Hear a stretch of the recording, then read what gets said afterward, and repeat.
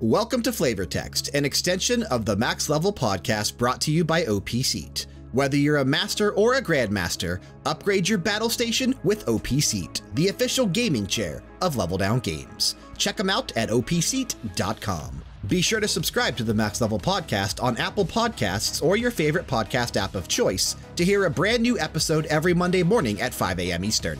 On today's episode of Flavor Text, the crew discusses this week's PlayStation State of Play and Microsoft's ID and Xbox Game Pass conferences.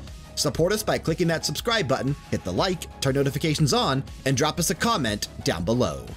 All right, so for Flavor Text this week, as I mentioned at the end of both of our reaction videos for PlayStation's State of Play and Microsoft's ID and Xbox Game Pass videos from earlier in the week, I just want to take a minute to recap those two things. Joined this week, as we usually are here on Flavor Text, by Frank and Sean. Say hello. What's up, guys? Hola. Did you guys have a chance to watch either of them, or hopefully both of them? Both. Perfect. I watched the reactions. Yeah. That's fine. That's totally fine because you're still seeing the stuff. Let's start with, because it was first, let's start with PlayStation's State of Play, which was on Monday, March 25th. We went into this knowing it was going to be a smaller event. We knew that they were going to be announcing some things for PlayStation 4 and PlayStation VR. What did you guys happen to think of what they decided to do and what they decided to show? Dude, the hell calling it state of play, it should have been called State of VR because everything had VR. I agree with that. Which is great for me because I have VR. And I think I ticked off wanting to buy almost every one of those games. Yeah, so I think you share a sentiment that a lot of people currently do with State of Play, in that if you are a fan of a virtual reality and you have access to a PlayStation VR headset and you get a kick out of VR, then that conference was for you. If you don't like VR and if you don't have PlayStation VR, that video showcase was definitely not for you. The only things that looking at my list here from that I wrote down the other day during the actual reaction video, the only things that don't have VR access: Crash Team Racing, which we knew about, Ready Set Heroes, Concrete Genie, Days Gone, Mortal Kombat 11, I think. No, Concrete Genie has PSVR elements in it, so never mind about that. Yes. But Days Gone and Mortal Kombat 11, as far as we know, do not. So everything else that they decided to show was heavy on the VR. Sean, I want to know, the thing that they opened the actual State of Play with, Iron Man VR, would that get you excited if you had access to VR? That's probably the only VR game I've wanted to play besides Beat Saber. Which, is a different kind of game in and of itself. It's not an actual story-driven narrative. So I guess that's the only VR that I would want to play that's an actual game from start to finish, But I will tell you, the VR thing, I was excited to see it. I'm not a VR guy. I've never had it. I've done virtual reality before, but it was back in the day, and I just wasn't a big fan of it back then. But this stuff coming along is kind of a nice little, I guess, respite from what I've usually seen from Sony, that maybe they're going to take it a little more seriously. Mm-hmm. I think in the past, VR's kind of been like that failed experiment for them, and maybe it's just because it hasn't gotten a lot of hype for people who don't have it. But now they're putting a lot of focus into it, and deservedly so. It's an off year right now for them. They're in the sunset of PS4, and they got to have something going on. They can't just be dormant as a company. So overall, it was exciting to see from that angle. It's not like I'm going to run out and go buy a PSVR tomorrow. Right. And I think that it was kind of surprising to me that they decided to speak so soon, because we knew that they took last year off from PlayStation Experience, and they had said that they weren't doing an E3 conference this year. They're still not going to be at E3 this year. And they said that, we'll talk later in the year when we have more to share. And then they come out of nowhere with this PlayStation State of Play early in the year, March 2019. And I feel like they should have stayed silent longer, because I pulled up the video again on YouTube just for discussion's sake. It's sitting at 226.5 thousand views, so a little over 226,000 views, 7.8K likes, 24,000 dislikes. I get that. Whoa. I do too, because the core, when you do these kind of things, you're speaking to your core audience. Right now, your core audience isn't PlayStation VR. I think that's a fair assessment. I mean, like you said, there was only a handful of games that didn't have VR elements to them, and if I didn't have a VR, I would have hated this conference. Yeah, and the games that they did decide to show that don't have VR elements, again, Crash Team Racing, Days Gone, Mortal Kombat 11, Ready Set Heroes, none of those are major releases. Days Gone, you could argue, is a major first-party Sony game. But I think the sentiment right now with Days Gone is it's just kind of like a wait and see thing. It's been in development for so long. It's been delayed so many times that people just aren't hyped on it. If it ends up being good, that's awesome. But for right now, we're just kind of playing like I am, the cautiously optimistic angle for Days Gone. You don't, and second of all, you don't end a showcase with Mortal Kombat 11, a character reveal. You don't do that. Smash Brothers, I understand doing a character reveal. But I love Mortal Kombat. I know. And I understand doing it for Smash Brothers because that's, you know, a major Nintendo franchise. But Mortal Kombat, first of all, is not a major PlayStation franchise. And just showcasing that some retro characters are going to be in Mortal Kombat 11 was not a good way to end State of Play. Whoa. Some retro characters, those are the original Shaolin monks. You watch your damn mouth. It would have been better to end on Iron Man VR. I would have rather have seen the resurgence of the tasty guy. Tasty. Yeah, that guy. They should have flip-flopped it. They should have started with the Mortal Kombat 11 stuff and ended with the Iron Man VR stuff. I think that may have been a little bit better for them because it would have just hammered it home even more that this really was a PSVR focused thing. Because they didn't end with a VR thing, I think that people were just a little bit left wanting more. Like, where's the one more thing? Where's the thing that made this worth tuning in for?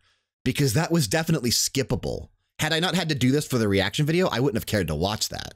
I wasn't impressed. They should have closed with Concrete Genie. That was the more logical. That would have made more sense. Yeah, because it's both. It's PSVR.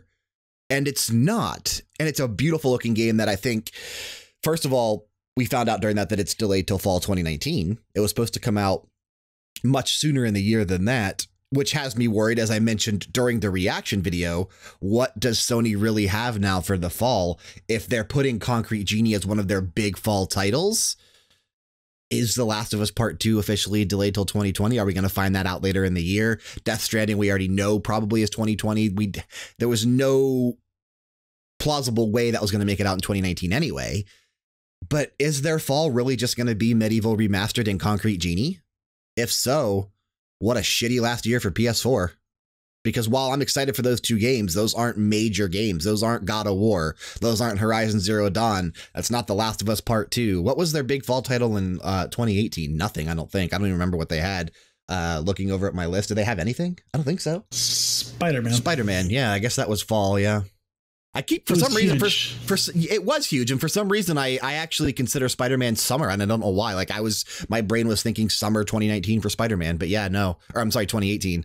But yeah, Spider-Man was their big fall title last year. You're absolutely right. And that was a fantastic game. We gave it a 10 out of 10. LoveItOnGames.com. So let's talk about the most important thing that we saw in this direct. Yeah. Me and my buddy Douglas are going to be joined at the Arm in Falcon Age. Falcon Age, yeah. Less than 2 weeks away, April 9th, right? Me and my Falcon going on adventures, killing mice, eating chicken and rice. You're already writing songs. Yes. Okay. Killing mice and eating chicken and rice. I bet that's on the back of the box. If not, then they really need to hire me on their PR team. Yeah. So Frank, you were excited for State of Play. Obviously, you're a big VR person. You have you have access to PlayStation VR. You bought it over Black Friday weekend last year, and you are a big proponent, I guess. You're outspoken about VR. You enjoy VR. So this was for you. Sean, I kind of get the idea that you're falling in the encampment that I'm currently sitting in, wasn't that impressive. How many people actually were excited for VR? I couldn't tell you. I'm glad Frank was, because I wanted the voice of that person to be heard. For me, if you're going to do something like this, make it worth it. And I just didn't see that it was. the industry standard wise. I mean, if you are a PS fanboy only, of course this was good. But when you're used to the kind of directs that we have from Nintendo and the splash they usually make when they put one out, they don't do one for just a bunch of B titles. They don't. So, I mean, to see PlayStation put one out where it was just like a bunch of meh games, it kind of let people down from the get-go. If you're not going to have a big announcement or what people would consider one, maybe Sony considers this VR push as big, then in my I don't know, in my humble opinion, for what it's worth, not being a PlayStation guy, it just wasn't something that got me excited about PlayStation. There's nothing wrong with that. It's not a bad thing. It just reaffirmed the fact that I'm not ready to jump back into PlayStation. It was a decent first attempt at a Nintendo Direct style of thing. It was a decent first attempt, but they missed the mark, whereas Nintendo has solidified the mark and, you know, speaking to their core audience. Sony missed the mark about speaking to their core audience, the people that got them to almost 100 million PS4 sold this generation. They didn't speak to them. I wouldn't be so critical either if they weren't trying to imitate the Nintendo style. Sure. If there was their own thing, then maybe I would be less. And I have to give them credit for that. That's a bias that I have to acknowledge. No, I think you both just nailed it. I think it was cool to see them go Nintendo Direct style. I didn't go into this knowing it was a VR Direct at all. I don't think any of us did. I mean, I'm glad I'm a VR guy, but yeah, like, what a crazy, crazy idea. Let's just go ahead and games that only 7 people can play. I like watching Frank actually talk during this because it's like watching a foreign film with subtitles because his mouth is... You are out of sync on mine too, and it's I'm we're all out of sync. This is awesome. But yeah, so I think we can agree that State of Play, it had elements for people that enjoy VR, but anything else than that, it wasn't that good. And that'll bring us now to the show that happened on Tuesday. Tuesday was the 26th. Had to check the calendar there. Yesterday, even though, you know, my brain's just fried this week. But Microsoft said that they were going to have a much smaller event to kind of focus on ID at Xbox Game Pass. ID at Xbox is their indie thing. It's like the Nindies type of a thing. It's just they call theirs ID at Xbox. And they did this little thing to kind of showcase indie games that'll be hitting day and date, release date for Xbox Game Pass. And 13 minutes-ish for the actual thing on this one. Definitely way smaller. But I think that there was a couple great indie looking games in that showcase that they decided to show. My personal favorite for 2019 being After Party. I can't fucking wait for that. I've been waiting for that for the announcement, Frank, when we actually saw it on a Game Oracles like over a year and a half ago. It's been sitting on my Steam wish list since we did that. Yeah, coming from the same team that did Oxenfree, which is a fan-freaking-tastic game. I've been dying to play, and literally because that's the whole point of the game is to die and go to hell and outdrink Satan and find your way back to Earth. What an awesome game. Fantastic color palette that they're showcasing in that. Total retro wave and synthwave vibes. Oh, I can't wait for that. And I was glad they spent the most amount of time on that. Like that was the indie game. And I think that's because everyone knows that that's like one of the main indie games this year is After Party. Microsoft, though, decided to go back to the original roots style of Nintendo Direct presentations, where they showcased some trailers and a little bit of gameplay, but they focused heavily on the developer side of things and letting the developers talk. And while I don't think it worked out so well for Nintendo, I did kind of enjoy the way Microsoft handled it during this one. Do you guys feel like they were doing like the first look thing before you get to a movie? Yeah, absolutely. I think that's exactly what this was. Yeah, absolutely. And I think, I mean, they even kind of went in and like they set expectations low. Like we didn't go into this. A lot of people went into Sony's with higher expectations because they specifically said new game announcements, new PSVR announcements. Microsoft didn't say that. Just we're going to take a look at some indie games coming to Xbox Game Pass. Much better way to approach this before you jump into it. And I really did enjoy the format. Like I liked getting to find out from the team about After Party. I liked getting to find out, was that the Outer Wilds, the one that was like had you going around and exploring space and doing different things, like the second indie game that they showed in that showcase. That one was actually pretty cool. The guy actually had his little handmade gun that I said looked like a freaking cup on the end of it. Yeah, that thing was really cool, and that game just looked super impressive. But I didn't expect that. I was going into it expecting a direct style approach. Sure. So I was like, so part of me was a little like miffed, like I don't want to hear these guys talk, but I did want to hear them talk. I am interested in what they had to say. Well, part of me was like, no, I just want to hear like about 20 games power through, boom, boom, boom. Right. But I think I'm a spoil a little bit. So. No, that's obvious. But Killer Queen Black looks fantastic as well. That the first game that they decided to show during that. I am going to beat you by snail the first time we play that. It's going to happen. Yeah, they said there's three ways to approach it, and thanks to the user that actually did comment on the reaction video, it was shown at a Nintendo Direct, which I said in the actual reaction video. I first started out saying, hey, I think we saw this during a Nintendo Direct last year at E3, and then I corrected myself and saying, no, it must have been Microsoft because they're showing it again. And then someone dropped in like, no, you were right, it was during the Nintendo Showcase. So shout out for at least confirming that I was right before I decided to change my mind. By saying that he was right.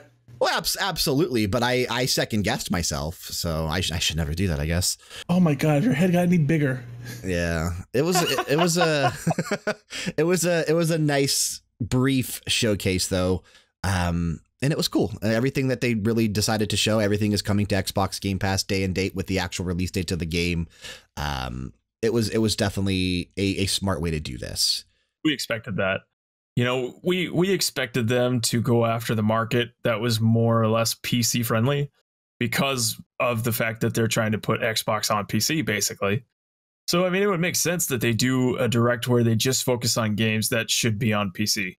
You know, they're not trying to differentiate themselves from that market. They want to capture that indie PC market. So good for them. Good for them for committing. I mean, the games look fun. And if they can make them, you know, available on different platforms, that's good for indie developers, which we're big fans of here. So why not?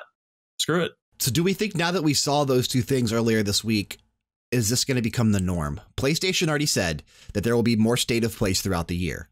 Do we think that these major platform holders, Nintendo already does it, but is Sony and Sony and Microsoft now going to start doing this as well, as opposed to having these major press conferences at, say, E3 or Gamescom or wherever else they decide to do them? Do we think it's going to move to this direct style? So. I hope so, too. I want this to be the industry norm. You know, we'll have like EA in the games, whatever you want to call them. Yeah, where these companies just throughout the year, multiple different times, instead of just once or twice a year. No, but I really like the Nintendo Direct style. It's very professional. It's edited well. It's concise. Gives me what I need.